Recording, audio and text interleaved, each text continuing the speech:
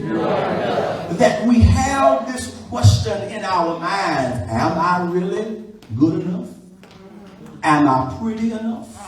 Am I handsome enough? Am I smart enough? Will they like me? What do I have to do for others to press like? What do I have to do to gain or have more followers? And since this is Women's Month, we as the people of God, specifically women, we've got to know how valuable we really are. Tell somebody close to you, you are valuable. This has been a challenge since the very day of time itself. Whereas in Genesis chapter number 3, there was the enemy who attacked Eve, if you will. And the Bible tells us that there was a sense of insecurity created. Tell your neighbor, you don't have to be insecure. You can know exactly who you are. That we see that even in chapter 3 of Genesis, where there is a sense of insecurity, we now see in chapter 29 of insecurity with the same thing that's going on in this text. Where Leah's story can help us understand how to deal with self-doubt. Somebody shout self-doubt. Have you ever been there where you doubted yourself? Where you felt insecure? This is what I want you to find out from this particular text. Number one, first of all, we must know that I am more than my imperfections. Repeat that after me. I am more than my imperfections. Look at the text, if you will, primarily verse number 17. We are introduced to Leah, and Leah is described as having weak eyes. As a matter of fact, 3 times it refers to her weak eyes as her inadequacy.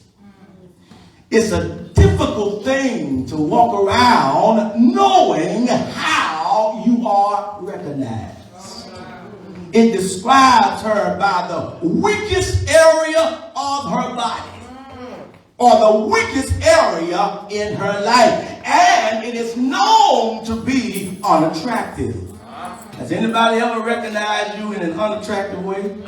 I listen to students on a day-to-day basis checking one another, and Lord have mercy, I promise you, I had no idea that one particular thing was going on. And once I tried to listen attentively, and this particular day, I must have said to a gentleman, I didn't see your hand. And the whole class bust out the laugh. I said, what did I miss? Well, Dr. Bass, you talking about what everybody else talking. I said, I don't even want to know. Whatever it is y'all alluding to, I don't even want to know. I picked up on it later on as to what they were trying to say about the young man. But what we have got to understand is that people will label you due to your weakness. And some, we call it labeling, some call it checking, but others will call it bullying. Yes. The truth of the matter is that every person in here has something that you are not proud of that's going on with you. I'm not the only one. You're not the only one. We all struggle in knowing certain things about ourselves. And it brings about a sense of insecurity. It brings about a sense of self-doubt or self-worth. But we must be careful not to define ourselves as these weaknesses or these inadequacies. Tell your neighbor, know who you are. Because you are so much more than what that weaker part of your body says about you. We are so much more than our imperfection, that God was the one who Psalm 139 talks about. God fearfully and he wonderfully made every last one of us. That's what we have to do. We have to reflect on what God God that reflected on when he says in Psalm 8 that I made you just a little lower than angels. And if I was made a little lower than angels, that says a whole lot about me. I don't know about anybody else in here. And I know some folks look at us, those of us who call ourselves saints and Christians, oh, you too high on the hog.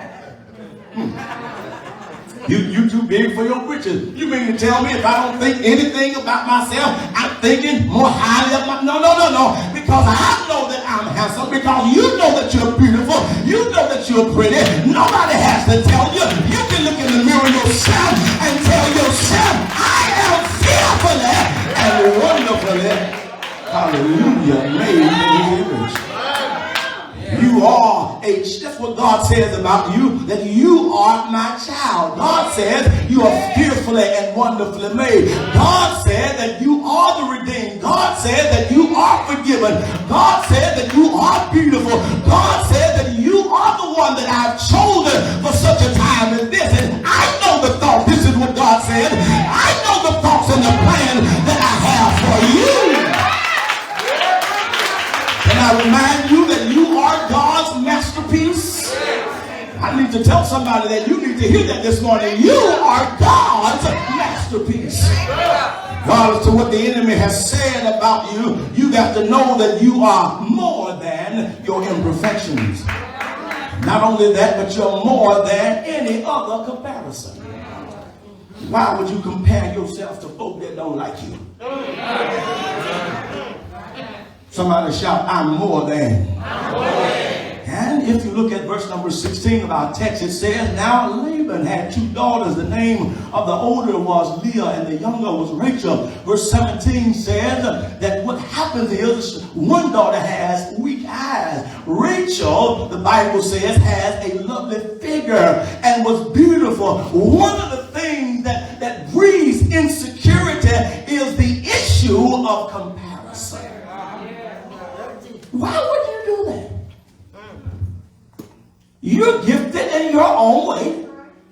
You're anointed in your own way. So guess what? Everybody in great elevation don't need to have the same gifts. I can't get much help right there. But everybody in elevation should not have the same gifts because we should complement one another. We don't need a two Dr. Bassett in here.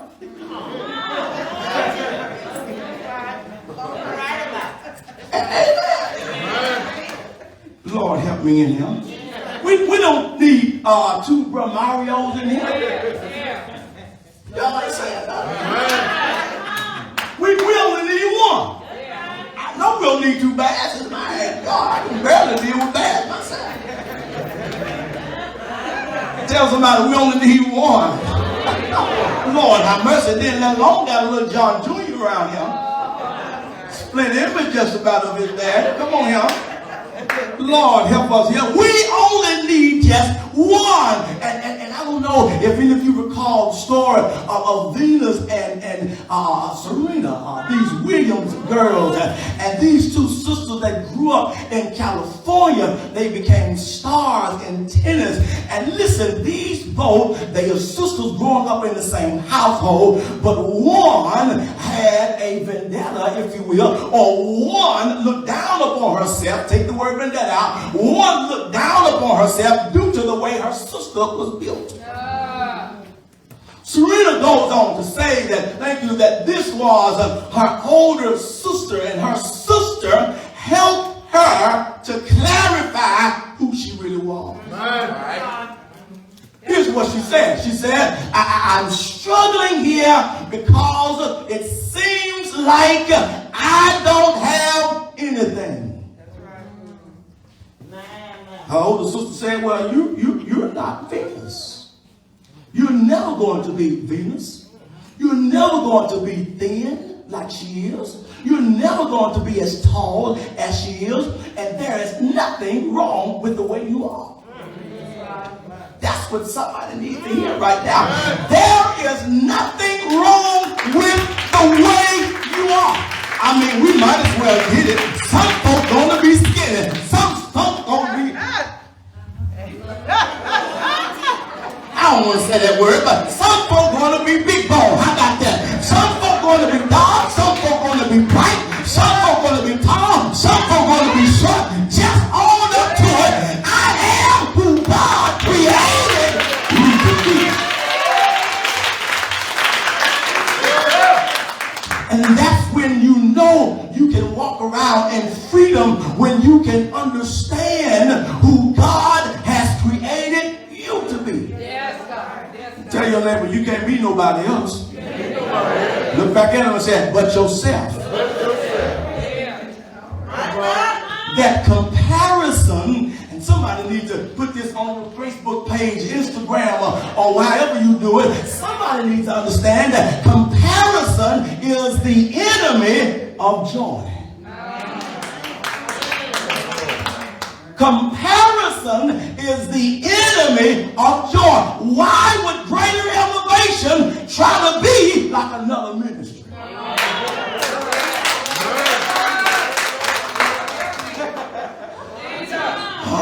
But why would we want everything to be like this or like that? How about we want to be who God wants us to be? Some things in ministry you just cannot change. There are some things that were in ministry before we got here. There were some things in ministry before they got there. And understand we'll always be standing on the shoulders of somebody else. We as the people of God must constantly seek the face of God so that we can do God's will. Somebody shout God's will. That many of us have to understand that if nobody likes you the way you are, tough luck. I mean, they don't share with you every bad thing that's going on with them.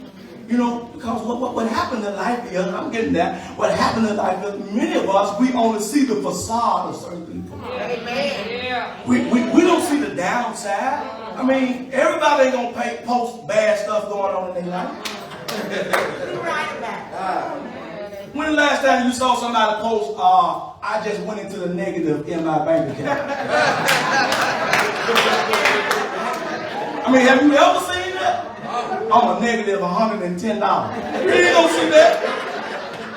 I mean, when was the last time you saw somebody post on my child just got suspended from school? And we try to compare ourselves to people and with people, and here it is, they going through the same hell that you're going through.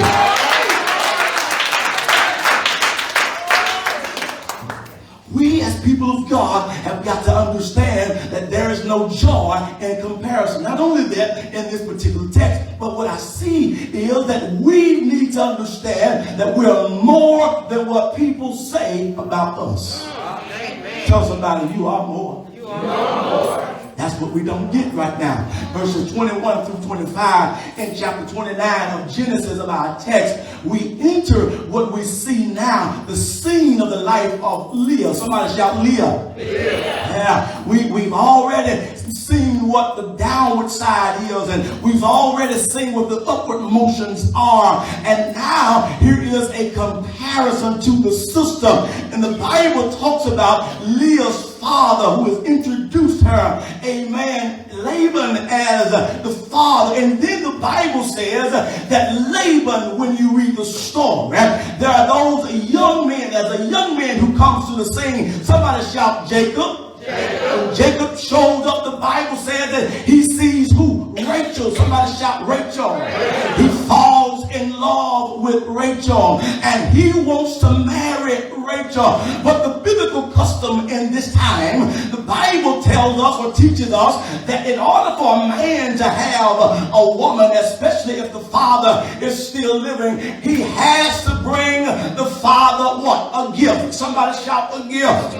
And therefore, in order to have Rachel's hand in marriage, he has to do something with integrity and he has to work. And the Bible records that as he's trying to work for the daughter's hand in marriage, one day, if I can fast forward it, the Bible says he does what he's supposed to do. And instead of him waking up to Rachel, the Bible says he wakes up to Somebody shout Leah. mention it another time. As he wakes up to Leah, he wakes up, look over and said, Lord, what have I gotten myself into? Have you ever been there where it seemed as though, my God, people will dishonor you? And just think about the scar that could have put on, that did put on Leah's heart, because the Bible says that her husband did not appreciate having her hand in marriage. He goes to the father and said, what have you done? And the father says, you didn't know you have to marry the eldest daughter. Somebody shout the eldest. As he marries the eldest daughter, understand, beloved, he says that, yeah, you can marry, you can stay with her for quite some time, and you would then have Rachel's hand in marriage. The Bible says that Leah begins to pop babies out. She started having children, but Jacob is upset. He has to work another 7 years. And the Bible says as he is yet with Leah, she has the first child. And as she has the first child, I want you to know it still wasn't good enough for him. And the Bible says she has another child. I'm fast forwarding on purpose here. And that child was not good enough. And she has another child. Somebody shout another child. And guess what? That child wasn't good enough either. And she came to grips with who she was by this time. And when she got to this child by the name of Judah, she discovered, well, I ain't gonna make this man happy one way or the other. And that's what I mean by you got to know who you are, because trying to please other folk will get you in a deep ditch. Trying to make other folk happy, you will be unhappy yourself. And so the Bible says that after Reuben there was Judah, and she says, since I can't make him happy, I might as well make the Lord happy. Because you do know what Judah means. It means to send forth praise first. And the Bible says she vowed to praise her God, regardless to how Jacob would feel. I'm going to praise my God. And I wanted to remind somebody, you got to know who God created you to be. That if it's good or bad, whether you are up or down, you've got to make it up in your mind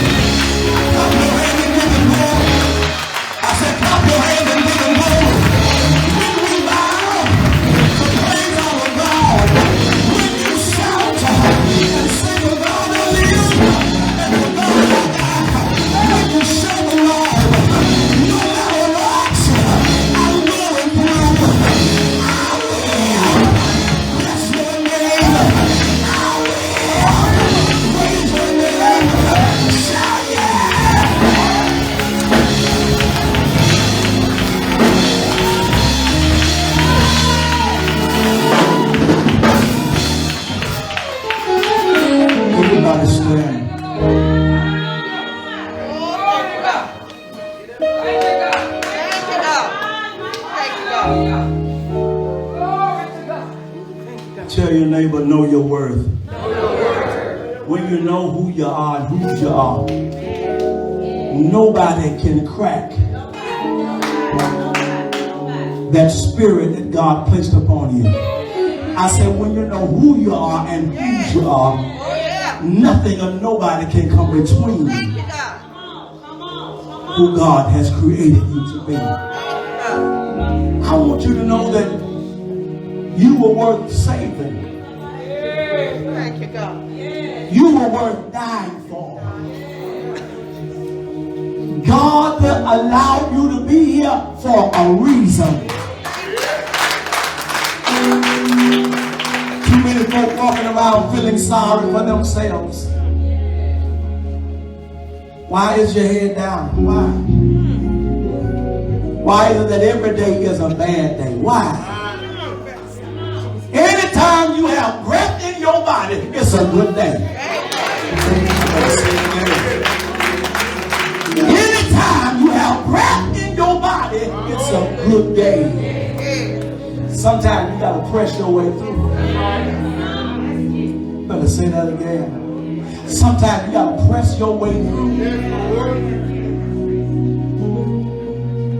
Every time it's not going to go either way you want it to. If it goes every time the way you want it to, guess what? We become some spoiled brats. We start thinking God is controlled by what we say. That's not the kind of God we serve. There are some times when God has to say, no, not yet. You're not ready for it. Wait until the next opportunity comes. And we've got to fix ourselves, get into a posture of waiting on God. I'm just going to praise you until my change comes. I'm going to worship you until you answer my request. Whenever you come through, Lord, I'll be right here giving your name glory. Bless your name, God. Can God trust you to do that? Do you know who you really are enough to wait on God? Songwriter said, you thought I was worth saving. You came into my life. What did he do? You thought I was so down for.